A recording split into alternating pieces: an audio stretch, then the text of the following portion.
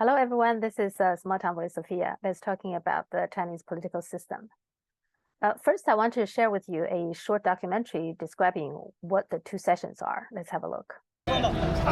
More than 5,000 delegates converge annually on the Chinese capital, Beijing, for the two biggest political meetings of the year. They're commonly known as the two sessions, or Lianghui in Chinese. And although they begin just days apart, they are actually very separate affairs.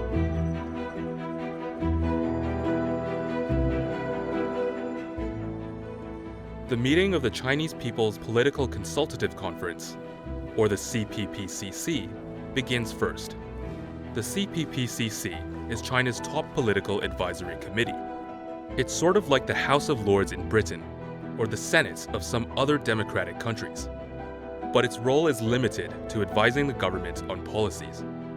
The CPPCC is made up of nearly 2,200 representatives from political parties, social groups, professions, various sectors, and other organizations. During their two-week meeting, CPPCC delegates discuss issues ranging from economics, religion, sports to health, and foreign affairs, just to name a few. The various committees submit proposals for the government's consideration, all with the aim of bettering the lives of more than 1.4 billion Chinese citizens. Basically, the CPPCC is the closest Chinese people get to having a say in their country's affairs. But it has no legislative power. That authority belongs to the National People's Congress, or NPC. Its meeting is the second of the two sessions. The NPC is like the House of Representatives in the US, or House of Commons in the UK. But there are some key differences. First, the full session of the NPC meets just once a year, here in the Great Hall of the People. Second, with nearly 3,000 delegates, the NPC is larger than its US and British counterparts combined. It's the largest parliamentary body in the world. The third major difference between the NPC and the House of Commons, or House of Representatives, is how the delegates are chosen. NPC deputies are elected from the provinces, autonomous regions, and municipalities that are directly controlled by the central government and the special administrative regions of Hong Kong and Macau. Some NPC deputies are chosen based on their professional credentials and may not have any political affiliation, but the vast majority of delegates belong to the ruling Communist Party. The NPC meeting's agenda is also set months in advance, and the whole event is highly choreographed. You're not going to see any filibusters here. NPC delegates don't normally go against Communist Party-endorsed government plans. But it has happened on occasion. In 1992, a third of NPC delegates voted against or abstained from approving the controversial Three Gorges Dam project. It was quite the political statement. But in the end, the dam was approved anyway. This is also one of the few times during the year that media can pose questions directly to top government officials. But those press conferences, too, are highly choreographed, with questions submitted, screened, and selected in advance. Journalists who veer off script risk not being invited back in subsequent years. This year's two sessions hold extra significance, since they will finalize the secession process for state, national legislature, and political advisory bodies, including the appointment of the new premier and vice premiers. These meetings are also seen as an important way for the central government to tell the people of China and the world what its priorities and plans are for the coming year. Okay, a few things. First, both the Chinese People's Political Consultative Conference, the CPPCC, both those two sessions, the representatives are elected. I want to make that clear. That documentary didn't mention that. In terms of the election for the National People's Congress, which is the legislative body, the representatives election, they're different from what the Western elections are. What they start is at the very bottom, let's say the district where my parents live. So this district will have a district level election. And in that election, they will have quite a few people will be elected. I think 50, 100 maybe. will be elected to go to the next level. So these 100 people, let's say, representing this district to go to the city level. And so the city has, let's say, 10 districts. So there would be 1,000 people.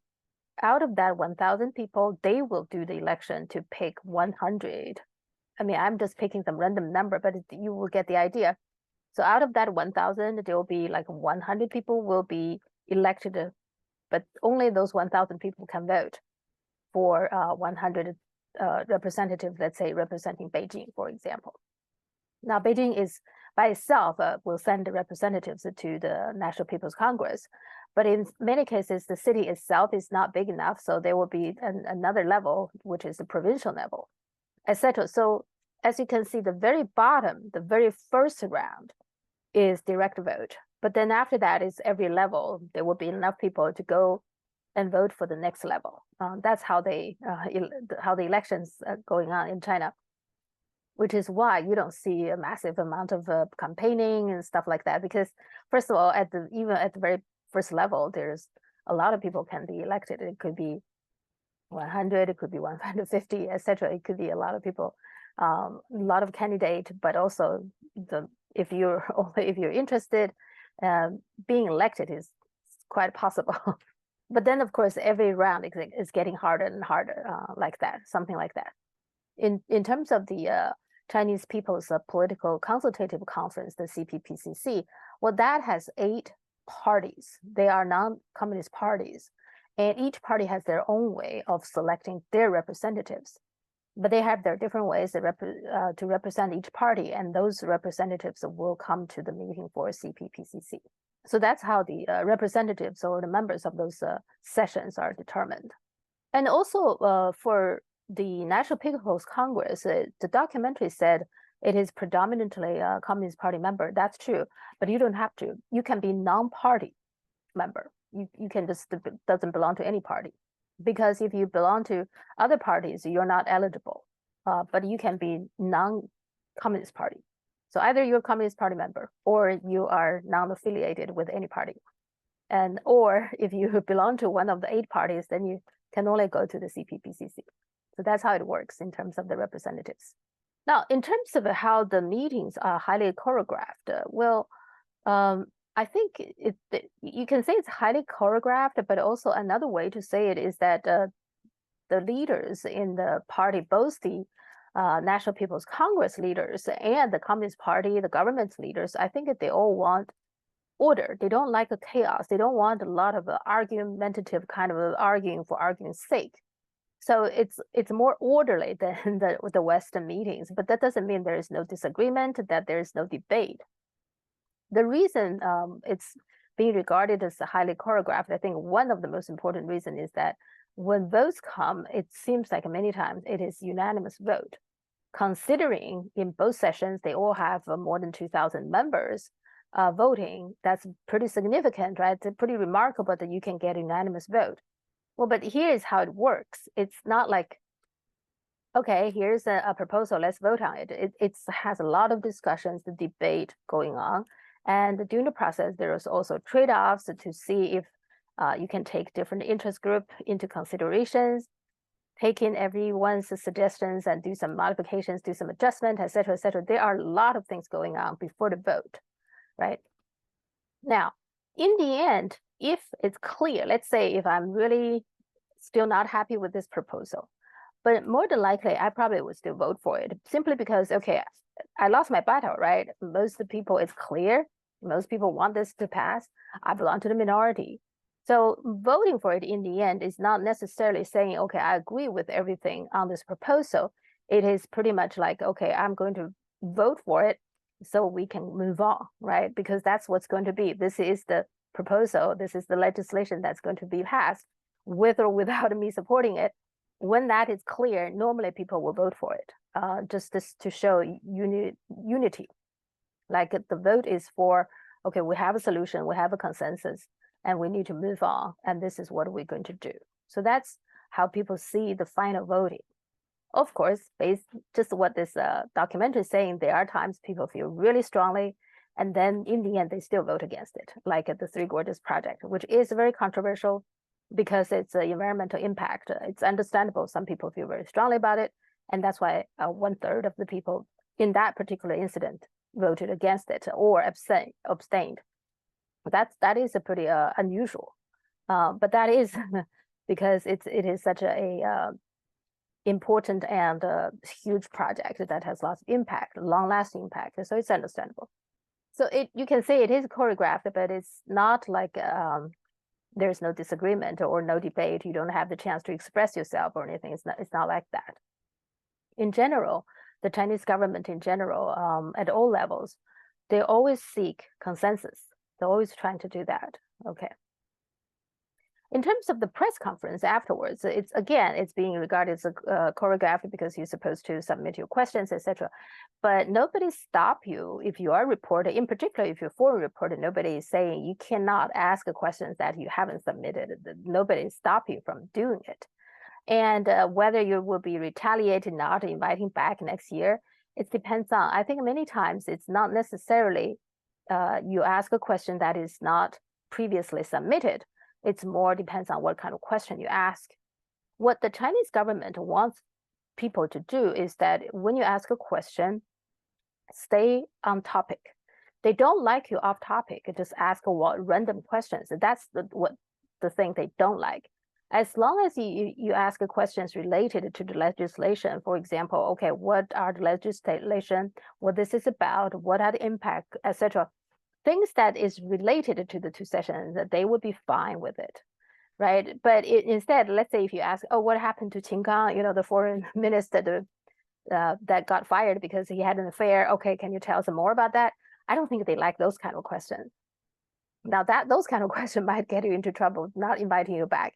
But if you ask a question that is just related to the legislation itself, or related to the two sessions, you're probably okay. I think that's what they are most concerned about, basically, is that they don't like you ask just random questions, right? In that sense, that's why they want you to submit a question. But even if you don't submit a question, you stay on topic, I think that will be fine. And finally, I want to say a few things about this Chinese People's Political Consultative Conference. Like I said, that there are 8 parties that has been approved by the government that can participate in this session. Now, it is a consultative session, which means it's not binding, but they do send reports with recommendations to the government every year. Now, how does it work? I want to share with you about this with my mother's experience. So my mother is the member of one of those 8 parties. This one is called the Revolutionary Committee of the Chinese Kuomintang. Kuomintang is the nationalist party where Chiang Kai-shek was the chair, and then he fly to Taiwan. That's what the Kuomintang is. But after Kuomintang left, there are members of the Kuomintang that stayed in mainland. And so they get together and set up this Revolutionary Committee of the Chinese Kuomintang with the approval of the Communist Party. So this is what they established. And my mother is a member of that party, one of the 8 that participate in the CPPCC. I had a pretty interesting conversation with her to ask her lots of questions. So here is how it works. So she belongs to chapter 6 in Beijing. So in Beijing, this party has I think close to 20 chapters, and she belongs to chapter 6, and they will have meetings. Now the meeting is not regular. It's not like once a month. It could be twice a month, or once every 3 months.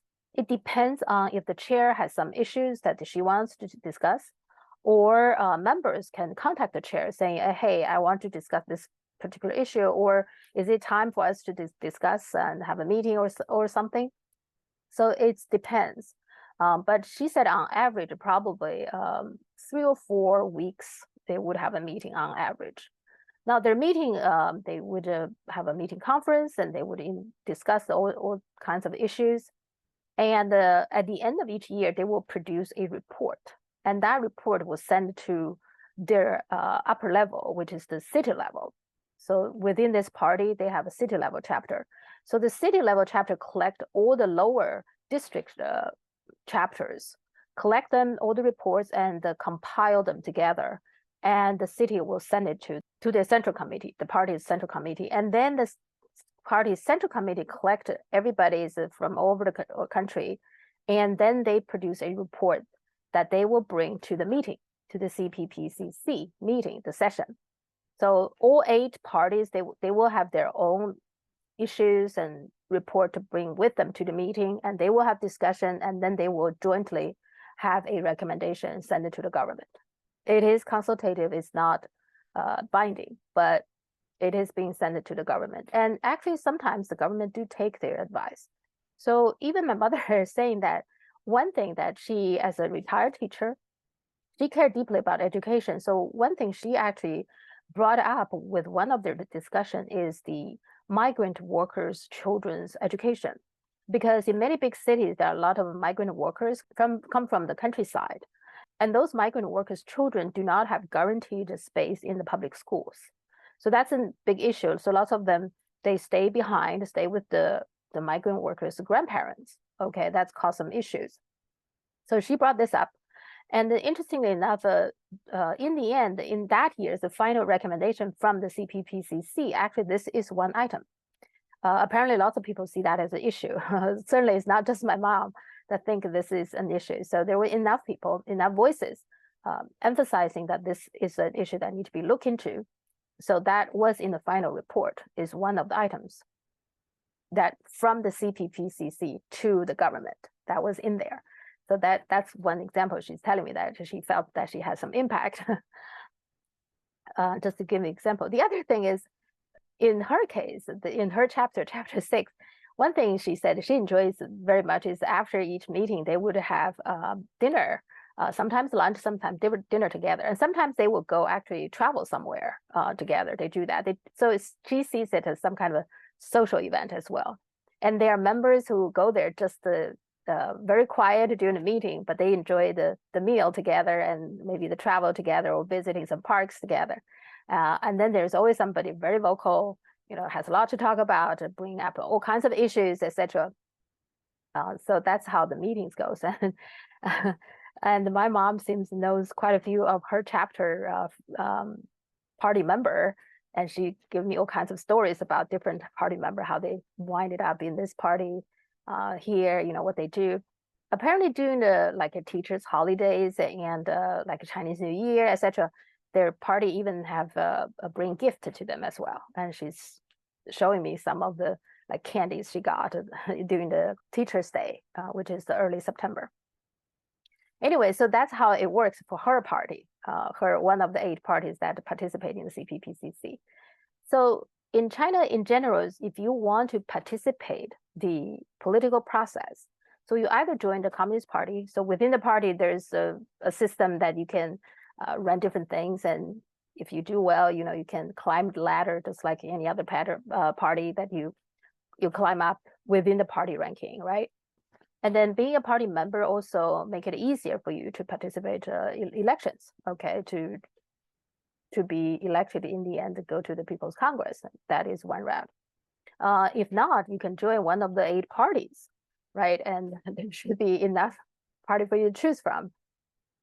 And then you can do things like what my mom was doing, and she's still doing that after her retirement. She's still doing that. If anything, I think after she retired, she's probably more active with these kind of activities. She actually was always enjoyed every meeting they had, and including some of the social events, etc. So you can do that as well. Now, if you're just a regular citizen, you're not interested in participating the process, the political process, but you do have grievances and suggestions, idea. They also have a telephone hotlines. You can anonymously just leave some comments about things, report about things. They are those hotlines. You can leave message. And then at different district level, the local government, city government, etc., different levels, they also have people that can take you. You can just go visit them. During the day, they have visiting hours and just to bring up different issues as well. So that's how it works in China. In general, I would just say Chinese political system in general emphasize reaching consensus. That's very important. They don't want people to arguing for arguing's sake. And they definitely do not like a personal attack. You don't see any of those things. It's a very issue-oriented system. It's very much like, let's talk about what are issues, and then it goes to different levels and got consolidated, and then in the end go to the 2 sessions for discussion. And that's how it works. I'm sure this is a very rough description. There's a lot of details and nuances that I haven't touched. We can discuss them in the future. For now, I just hope you can at least get a rough idea of how the Chinese political system works. That's all for now. If you like my program, please hit the like button and subscribe. Thank you.